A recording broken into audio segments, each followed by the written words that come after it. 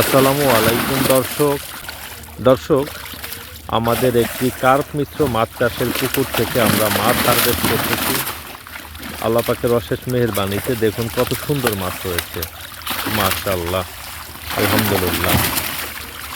আমরা আজকে মাছ ধরে আড়তে নিয়ে যাব। তো যেই পরিমাণ মাছ আমাদের লাগবে সেই মাছগুলো আমরা রাখতেছি এবং বাকি মাছগুলো আমরা বাইরে ফেলে দিচ্ছি। ভিডিওতে আপনারা দেখতে পাচ্ছেন যে সবুজ কালারের নেট দিয়ে আমরা পুকুরে জাল দেই।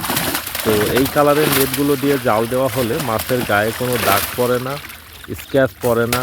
পাশাপাশি এই সময়টাতে মাছে ফাঙ্গাল ইনফেকশন আসার কোনো ভয় থাকে না। জালে যদিও অতিরিক্ত মাছ উঠে যায়, বাকি মাছগুলো আবার বাইরে ফেলে দিলেও কোনো সমস্যা হয় না। দেখুন, অনেক ক্ষেত্রে হয় কি, মাছে দাগ পড়ে যায়, মাছের পর পাখনা ভেঙে যায় এবং মাছে স্ক্র্যাচ পড়ে যায়, এক কথায় যদি বলি। তো এই জালের সুবিধা হচ্ছে, এই জালে মাছ উঠলে ওই রকম স্ক্র্যাচ পড়ার কোনো ভয় থাকে না। তো এক কথায় যদি বলি, এটা বেশ সেফটি, আলহামদুলিল্লাহ। হ্যাঁ, এই পাশ দিয়ে ধরো।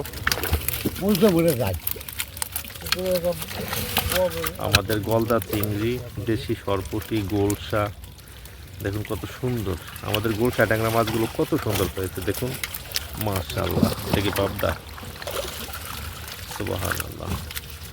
যাও, নিয়ে যাও। দর্শক, সবাই ভালো থাকবেন, সুস্থ থাকবেন। আসসালামু আলাইকুম ওয়া রাহমাতুল্লাহ।